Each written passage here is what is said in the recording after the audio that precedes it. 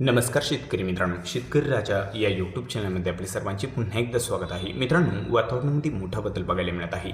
राज्यभरामध्ये पुढचे 3 दिवस 12, 13 आणि 14 ऑगस्ट राज्याच्या बऱ्याच भागामध्ये पावसाचा जोर वाढतोय. काही ठिकाणी मुसळधार पाऊस आहे, काही ठिकाणी विखुरलेल्या स्वरूपात पाऊस राहील. तर छोटीशी अपडेट आहे. पुढील 3 दिवसात होणाऱ्या पावसाचा आढावा आपण सविस्तर आणि संपूर्ण जिल्ह्यांचा 12, 13 आणि 14 ऑगस्ट रोजी होणाऱ्या पावसाचा आढावा बघूया. जर आपण चॅनलवर नवीन असाल तर चॅनलला नक्की सबस्क्राईब करा.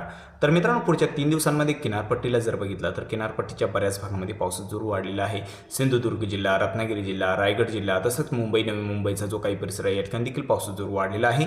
पालघरकडे मध्यम स्वरूपाचा पाऊस राहील. नाशिकमध्ये मध्यम स्वरूपाचा भाग बदलत जोरदार पाऊस होण्याची शक्यता आहे पुढील 3 दिवसामध्ये.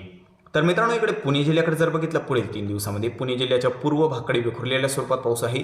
मात्र पश्चिम भागाकडे जोर वाढलेला बघायला मिळू शकतो पुणे जिल्ह्यामध्ये आणि आसपासच्या काही परिसरामध्ये.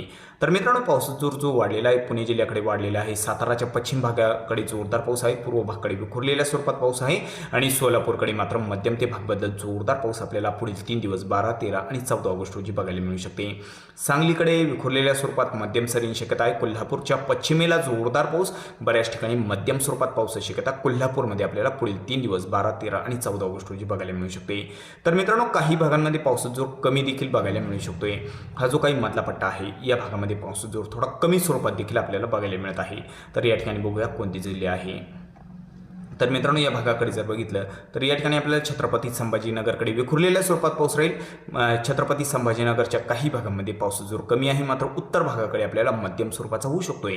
अकोला अमरावतीकडे पावसाचा जोर कमी आहे. मात्र अकोला अमरावतीच्या उत्तर भागाकडे पावसाची शक्यता आहे आणि वाशिमच्या दक्षिणेकडे पावसाची शक्यता आहे. वाशिमकडे अकोला अमरावतीकडे जोर थोडा कमी स्वरूपात बघायला मिळू शकतो. यवतमाळच्या उत्तर भागाकडे जोर कमी आहे. दक्षिणेला बऱ्याच भागामध्ये मध्यम स्वरूपाचा बघायला मिळू शकतोय.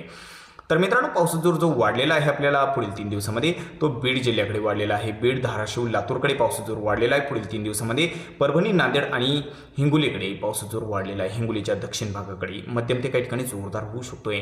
आता विदर्भात जर बघितलं तर नागपूरकडे जोर थोडा कमी आहे, विखुरलेल्या स्वरूपात आहे.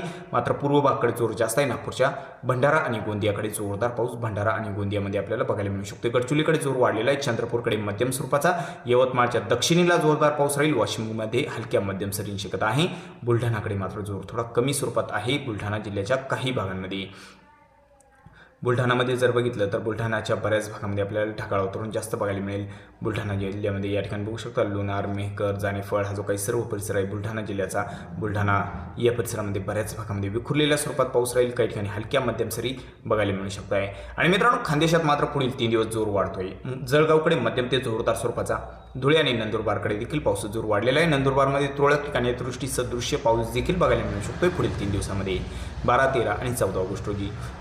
तर जळगाव जिल्ह्याच्या, नंदुरबार जिल्ह्याच्या आणि धुळे जिल्ह्याच्या उत्तर भागाकडे पावसाचा जोर जास्त बघायला मिळू शकतो पुढील 3 दिवसामध्ये. तर मित्रांनो, पुढील 3 दिवसामध्ये राज्याच्या बऱ्याच भागामध्ये पावसाचा जोर वाढताना आपल्याला बघायला मिळत आहे.